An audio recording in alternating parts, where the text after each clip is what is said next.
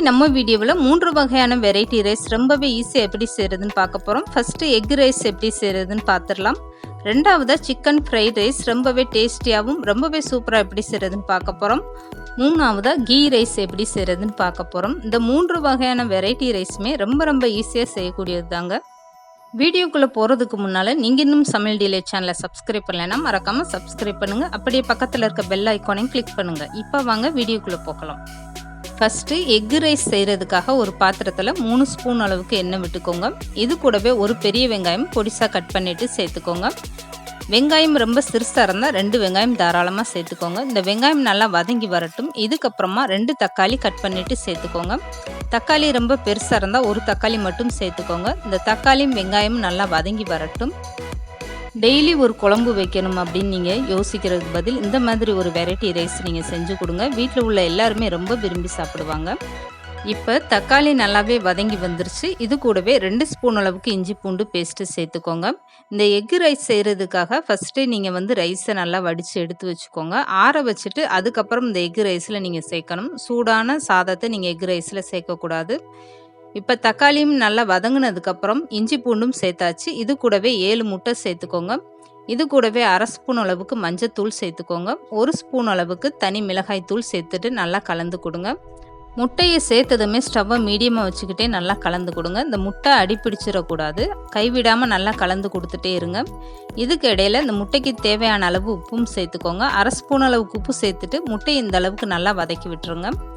முட்டை இந்த அளவுக்கு நல்லா வதங்கினதுக்கப்புறம் ஸ்டவ்வை ஃபுல்லாகவே குறைச்சி வச்சுக்கோங்க. அப்படி இல்லைன்னா அடிப்பிடிக்க ஆரம்பிச்சிடும். இதுக்கப்புறம் 2 கப் அளவுக்கு வடித்து வச்சுருக்க சாதத்தை சேர்த்துக்கோங்க. இந்த சாதம் சூடோடு சேர்க்கக்கூடாது.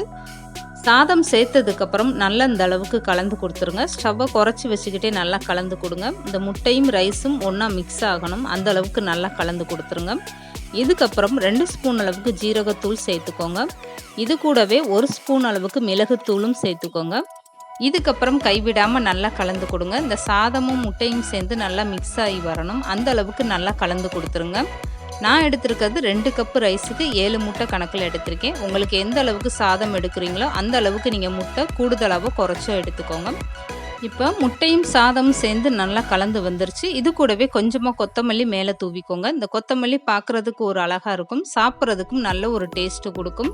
கொத்தமல்லி தூவிட்டு நல்லா கலந்து கொடுத்துருங்க. ரொம்பவே சூப்பராக இப்போ நம்மளுடைய எக் ரைஸ் ரெடி ஆயிடுச்சு பாருங்கள். இந்த எக் ரைஸில் 1 ஸ்பூன் அளவுக்கு நெய் சேர்த்துக்கோங்க. நல்ல ஒரு டேஸ்ட்டு கொடுக்கும். நெய் சேர்த்துட்டு நல்லா கலந்து கொடுத்துட்டு ஸ்டவ் ஆஃப் பண்ணிடுங்க. பார்க்கும்போதே இந்த எக் ரைஸ் எவ்வளோ ஒரு அருமையாக இருக்குது பாருங்கள். சாப்பிட்றதுக்கும் இதோடைய டேஸ்ட்டு அவ்வளோ ஒரு சூப்பராக இருக்கும். கண்டிப்பாக வாரத்தில் ஒரு முறை உங்கள் வீட்லேயும் இந்த எக் ரைஸை ட்ரை பண்ணி பாருங்கள். வடித்த சாதம் மட்டும் இருந்தால் போதுங்க. ரொம்பவே சூப்பராக எக் ரைஸ் நீங்கள் 5 நிமிஷத்தில் ரெடி பண்ணிடலாம். இதுக்கு சைடிஷ் எதுவுமே தேவையில்லைங்க. இந்த எக் ரைஸை நீங்கள் அப்படியே சாப்பிட்லாம். பார்க்கும்போது எவ்வளோ ஒரு அழகாக உதிரியாக ரொம்பவே சூப்பராக வந்திருக்கு பாருங்கள். ரெண்டாவதாக சிக்கன் ஃப்ரைட் ரைஸ் ரொம்பவே ஈஸியாக எப்படி வீட்டில் செய்கிறதுன்னு பார்க்க போகிறோம். இந்த சிக்கன் ஃப்ரைட் ரைஸ் நீங்கள் கடையில் வாங்கக்கூடிய அளவுக்கு ரொம்பவே சூப்பரான டேஸ்ட்டாக இருக்கும். நீங்களே ஆச்சரியப்படுவீங்க. அந்த அளவுக்கு அருமையான டேஸ்ட்டை கொடுக்கும். வாங்க இந்த சிக்கன் ஃப்ரைட் ரைஸ் எப்படி செய்கிறதுன்னு பார்க்கலாம். சிக்கன் ஃப்ரைட் ரைஸ்க்கு ஃபஸ்ட்டு சாதம் வடித்து எடுத்துக்கோங்க. இதுக்காக ஒரு பாத்திரத்தில் தண்ணி வச்சுட்டு ஸ்டவ் ஆன் பண்ணிக்கோங்க. 1 ஸ்பூன் அளவுக்கு எண்ணெய் விட்டு இந்த தண்ணி நல்லா கொதி வரட்டும்.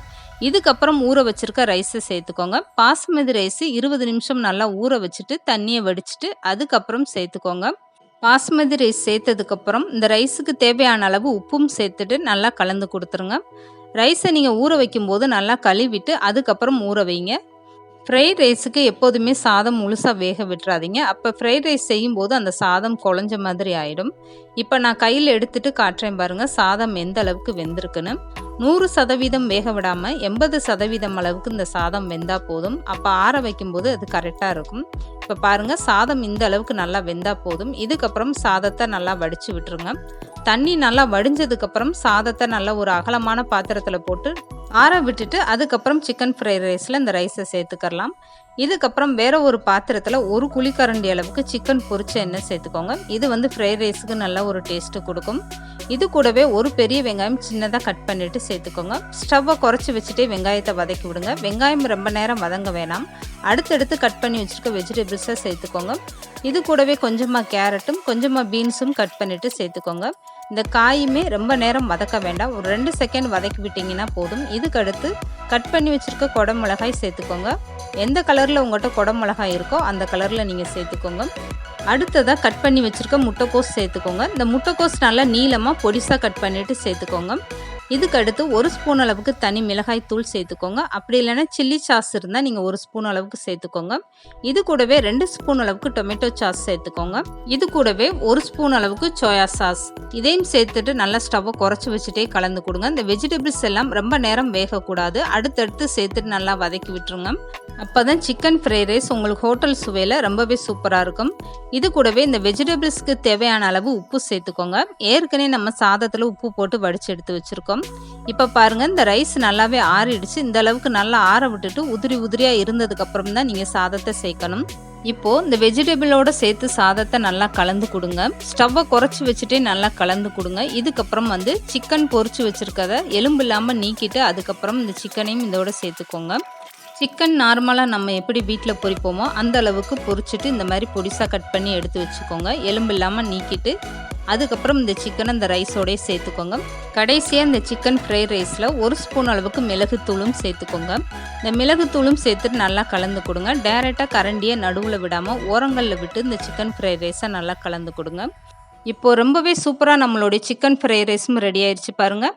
இதில் உங்களுக்கு விருப்பப்பட்டீங்கன்னா நீங்கள் பொரிச்ச முட்டையும் சேர்த்துக்கலாம். கடையிலெல்லாம் பொரிச்ச முட்டை சேர்த்து கொடுப்பாங்க. இப்போ ரொம்பவே அருமையான டேஸ்ட்டில் சிக்கன் ஃப்ரைட் ரைஸ் எப்படி செய்கிறதுன்னு தான் பார்த்துருக்கோம். மூணாவதாக கீ ரைஸ் எப்படி செய்கிறதுன்னு பார்க்க போகிறோம். இந்த கீ ரைஸ் ரொம்பவே ஈஸியாக செஞ்சிடலாம்.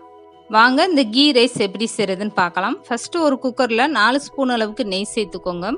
இதுக்கப்புறம் ஸ்டவ்வை ஆன் பண்ணிவிட்டு இந்த நெய் நல்லா சூடாகட்டும்.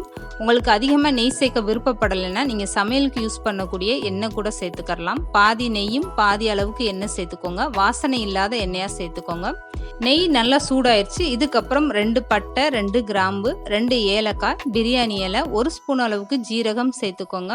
இந்த வாசனை பொருள் எல்லாம் சேர்த்துட்டு நல்லா பொரிய விட்டுருங்க. இந்த நெய்யில் வாசனை பொருள் எல்லாம் சேர்ந்து நல்லா பொரிஞ்சு வரட்டும். இது கூடவே 2 பெரிய வெங்காயம் நீளமாக கட் பண்ணிட்டு சேர்த்துக்கோங்க. இந்த வெங்காயம் அதிக நேரம் வதக்க வேண்டாம். அப்படி அதிக நேரம் வதக்கிட்டிங்கன்னா கீ ரைஸோடைய கலரே மாறிடும். இந்த அளவுக்கு நல்லா வதங்கினதுக்கப்புறம் 1.5 ஸ்பூன் அளவுக்கு இஞ்சி பூண்டு பேஸ்ட்டு சேர்த்துக்கோங்க. இந்த இஞ்சி பூண்டு பேஸ்ட்டும் சேர்த்துட்டு நல்லா வதக்கி விட்டுருங்க. அடுத்ததாக ஒரு தக்காளி நல்லா பெருசாகவே கட் பண்ணிவிட்டு சேர்த்துக்கோங்க. இந்த தக்காளியும் நல்லா வதங்கி வரட்டும். இது கூடவே 3 பச்சை மிளகாயும் சேர்த்துக்கோங்க. இந்த கீ ரைஸுக்கு பச்சை மிளகா தான் காரம் கொடுக்க போதுங்க, அதனால் உங்களுக்கு ஏற்ற மாதிரி நீங்கள் சேர்த்துக்கோங்க. இந்த பச்சை மிளகாயும் சேர்த்துட்டு நல்லா வதக்கி விட்டுருங்க. இது கூடவே ஒரு கைப்பிடி அளவுக்கு புதினா சேர்த்துக்கோங்க. இந்த கீ ரைஸில் நல்ல ஒரு வாசனையும் கொடுக்கும். புதினா, தக்காளி எல்லாம் சேர்த்துட்டு நல்லா வதக்கி விட்டுருங்க. இது கூடவே 3 ஸ்பூன் அளவுக்கு நல்ல கெட்டியான தயிர் சேர்த்துக்கோங்க. இந்த கீ ரைஸில் தயிர் சேர்க்கும்போது நல்ல ஒரு டேஸ்ட்டு கொடுக்கும். தயிரும் சேர்த்துட்டு நல்லா கலந்து கொடுத்துருங்க. இந்த கீ ரைஸ் நீங்கள் பாஸ்மதி ரைஸ்லையும் செய்யலாம், இல்லை நார்மலாக வீட்டில் யூஸ் பண்ணக்கூடிய அரிசியும் யூஸ் பண்ணலாம், இல்லை பிரியாணி அரிசிலையும் நீங்கள் செய்யலாங்க. எதில் செஞ்சாலுமே இந்த கீ ரைஸ் ரொம்பவே டேஸ்ட்டாக வரும். இப்போ இந்த கீ ரைஸுக்கு தேவையான அளவு உப்பும் சேர்த்துட்டு நல்லா கலந்து கொடுத்துருங்க. இந்த அளவுக்கு நல்லா வதங்கினதுக்கப்புறம் அளந்து வச்சுருக்க தண்ணியை சேர்த்துக்கோங்க. பாஸ்மதி ரைஸ்னால் 1க்கு 1.25 அளவுக்கு தண்ணி சேர்த்துக்கோங்க. பிரியாணி அரிசினாலும் அதே அளவு தாங்க. நார்மல் அரிசினா உங்கள் வீட்டில் எப்படி அரிசி இருக்கோ அதுக்கு ஏற்ற மாதிரி நீங்கள் தண்ணி சேர்த்துக்கோங்க. இப்போ தண்ணி சேர்த்துட்டு நல்லா கொதி வந்ததுக்கப்புறம் ஊற வச்சுருக்க அரிசியை சேர்த்துக்கோங்க. எந்த அரிசி நீங்கள் எடுத்தாலும் ஊற வச்சுட்டு அதுக்கப்புறம் சேருங்க. அப்படி சேர்க்கும்போது வெரைட்டி ரைஸ் எல்லாமே உடையாமல் நல்லா அழகாக வரும். இப்போ பாஸ்மதி ரைஸ் நான் எடுத்திருக்கேன், 15 நிமிஷம் ஊற வச்சுட்டு சேர்த்துருக்கேன். இப்போ பாருங்கள், பாஸ்மதி ரைஸ் சேர்த்துட்டு நல்லா கலந்து கொடுத்துட்டு இப்போது குக்கர் மூடி போட்டுட்டு ஸ்டவ்வை ஃபுல்லாகவே குறைச்சி வச்சுருங்க. விசில் எதுவுமே போட வேண்டாம். இப்படியே ஒரு 10 நிமிஷம் இருக்கட்டும். 10 நிமிஷத்துக்கு அப்புறம் ஓப்பன் பண்ணி பாருங்கள். தண்ணி எல்லாம் இந்த அளவுக்கு நல்லாவே வத்திருச்சு. லைட்டாக இந்த மாதிரி கலந்து கொடுத்துருங்க. பாஸ்மதி ரைஸ்னால் ஓரமாக கரண்டி விட்டு இந்த மாதிரி கலந்து கொடுங்க. இப்போது கீ ரைஸை இந்த அளவுக்கு நல்லா கலந்து கொடுத்தாச்சு. இந்த கீ ரைஸில் இன்னும் கொஞ்சம் தண்ணி இருக்குது. இந்த தண்ணி நல்லா வற்றி வரட்டும். சாதமே ஓரளவுக்கு தான் வெந்திருக்கு, இன்னும் முழுமையாக வேகலை. இதுக்கப்புறம் இந்த குக்கர் மூடியை போட்டுட்டு நீங்கள் ஒரு 10 நிமிஷம் அப்படியே ஃப்ரீயாக விட்டுருங்க. ஸ்டவ்வை குறைச்சே இருக்கட்டும். இப்போ 10 நிமிஷத்துக்கு அப்புறம் நான் ஓப்பன் பண்ணி காட்டுறேன் பாருங்கள். குக்கர் மூடியை திறக்கும் போதே நல்லா கமன்னு ரொம்பவே சூப்பராக வாசனையாக இருக்குங்க இந்த கீ ரைஸு. இப்போ சாதம் எல்லாம் முழுமையாக வெந்துருச்சு. நான் கையில் எடுத்து அமுக்கி காட்டுறேன் பாருங்கள். சாதம் ரொம்பவே சூப்பராக வெந்திருக்கு. இதுக்கப்புறம் ஸ்டவ் ஆஃப் பண்ணிவிட்டு நீங்கள் அப்படியே மூடி போட்டு வச்சுருங்க. நீங்கள் விருப்பப்பட்டீங்கன்னா இந்த கீ ரைஸ் மேலே கூடுதலாக 2 ஸ்பூன் அளவுக்கு நெய் விட்டுக்கோங்க. அப்போ சாப்பிடும்போது நல்ல ஒரு டேஸ்ட்டு கொடுக்கும். ரொம்பவே சூப்பராக இப்போ கீ ரைஸ் ரெடி ஆயிடுச்சு பாருங்கள். ரொம்பவே அருமையான 3 வகையான வெரைட்டி ரைஸும் இன்றைக்கி நம்ம எப்படி செய்கிறதுன்னு பார்த்துருக்கோம். கண்டிப்பாக அந்த 3 வகையான வெரைட்டி ரைஸும் நீங்களும் உங்கள் வீட்டில் ட்ரை பண்ணி பாருங்கள். இந்த வீடியோ பிடிச்சிருந்தா லைக் பண்ணுங்கள், ஷேர் பண்ணுங்கள். மறக்காமல் சமையல் டிலைட் சேனலை சப்ஸ்கிரைப் பண்ணுங்கள்.